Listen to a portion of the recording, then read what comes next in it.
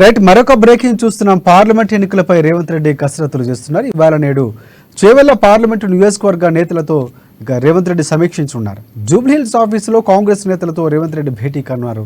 అభ్యర్థి ఎంపిక, ఎన్నికల వ్యూహాలు, తుక్కుగూడ సభ ఏర్పాట్లపై నేతలకు సీఎం రేవంత్ రెడ్డి దిశానిర్దేశం చేయనున్నారు.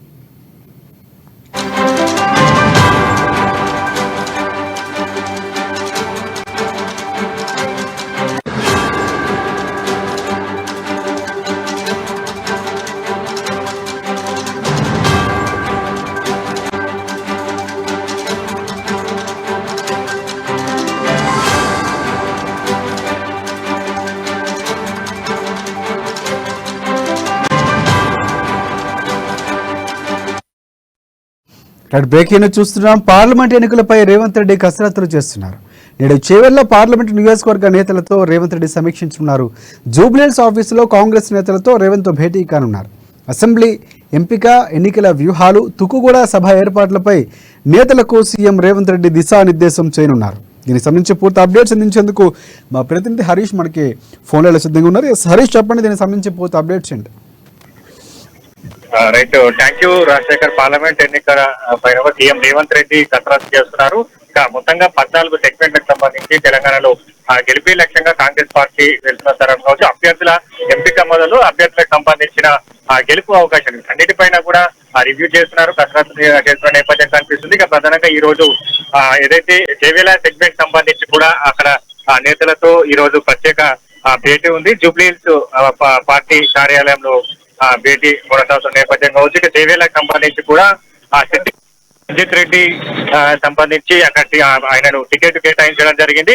ఇక మొత్తంగా ఇప్పుడు మొన్న నాగర్ కర్నూలు కావచ్చు, మహబూబ్ నగర్ కావచ్చు, మల్కాజ్గిరి నేతలతో కూడా సీఎం రేవంత్ రెడ్డి భేటీ అయ్యారు. ప్రధానంగా పార్లమెంట్ సెగ్మెంట్ల పైన కూడా ఆ ప్రచారాలకు సంబంధించి కావచ్చు, బహిరంగ సభల ఏర్పాట్లకు సంబంధించి కావచ్చు, వాటన్నిటిపైన వాళ్ళకు అక్కడ నేతలకు కూడా దిశానిర్దేశం చేశారు.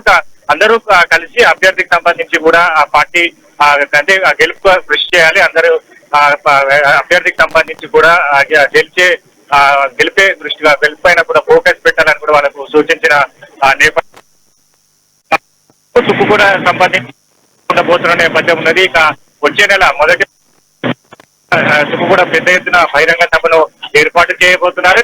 కాంగ్రెస్ పార్టీకి సంబంధించి కూడా మేనిఫెస్టోను విడుదల చేయబోతున్న నేపథ్యం దీనికి ఏఐసిసి అధ్యక్షుడు మల్లికార్జున ఖర్గే అధ్యక్షతన కార్యక్రమం. మల్లికార్జున ఖర్గే తెలుగులో ఏదైతే మేనిఫెస్టో సంబంధించి కూడా విడుదల చేయబోతున్న నేపథ్యం కనిపిస్తుంది. ఇక సభకు సంబంధించి ఏర్పాట్లు కావచ్చు, సమీకరణ, కార్యకర్తల సమీకరణ కావచ్చు, జన సమీకరణ కావచ్చు, వీటన్నిటిపైన కూడా ఇక నేతలతో ఈరోజు చర్చించే అవకాశాలు కనిపిస్తున్నాయి. ఇక పెద్ద ఎత్తున సభకు సంబంధించి కూడా సక్సెస్ఫుల్ గా చేసింది. ఎందుకంటే గత అసెంబ్లీ ఎన్నికల్లో కూడా ఇక్కడి నుంచి 6 గ్యారంటీల ప్రకటన కూడా సోనియా గాంధీ చేసిన నేపథ్యం కావచ్చు, తుక్కుగూడ సంబంధించి కూడా కాంగ్రెస్ పార్టీకి సెంటిమెంట్ గా వస్తున్న ఆ వేదిక ఇప్పుడు అదే వేదిక నుంచి కూడా పార్లమెంట్ ఎన్నికలకు సంబంధించి శంకరావం పూరించబోతున్నారు. మేనిఫెస్టో సంబంధించి రిలీజ్ చేయబోతున్న నేపథ్యం.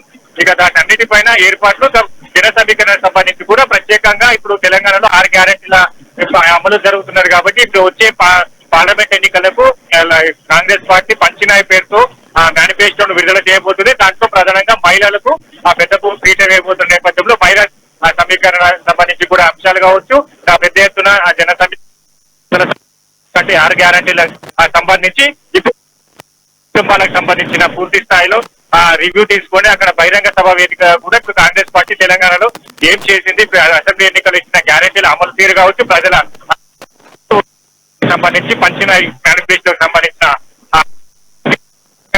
ప్రసంగంలో సీఎం రేవంత్ రెడ్డి వివరించబోతున్న నేపథ్యంలో ఇక అసెంబ్లీ ఎన్నికల తర్వాత జోష్ మీద ఉన్న కాంగ్రెస్ పార్టీ పార్లమెంట్ ఎన్నికల్లో 14 స్థానాల్లో గెలిపే లక్ష్యంగా వెళ్తుంది. కాబట్టి ఇక దానిపైన సీఎం రేవంత్ రెడ్డి ఇప్పుడు స్పెషల్ గా అన్ని పార్లమెంట్ సెగ్మెంట్ల పైన కూడా నేతలు వాళ్ళతో రివ్యూ చేస్తున్న నేపథ్యంలో నాగర్ కర్నూలు, మల్కాజ్గిరి సంబంధించిన సెగ్మెంట్ నేతలతో చర్చలు జరిపారు, వాళ్ళకు దిశానిర్దేశం చేశారు. ఈ రోజు సంబంధించి కూడా రంజిత్ రెడ్డిని గెలిపించాలని, అక్కడ దానికి సంబంధించిన కార్యాచరణ సిద్ధం చేసుకోవాలని కూడా నేతలకు సూచించబోతున్న క్రమం కనిపిస్తుంది.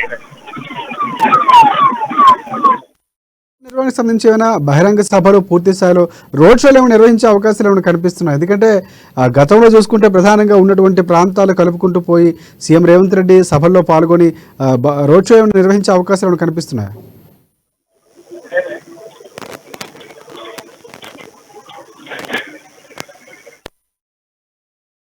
Right thank you, thanks for updates Harish.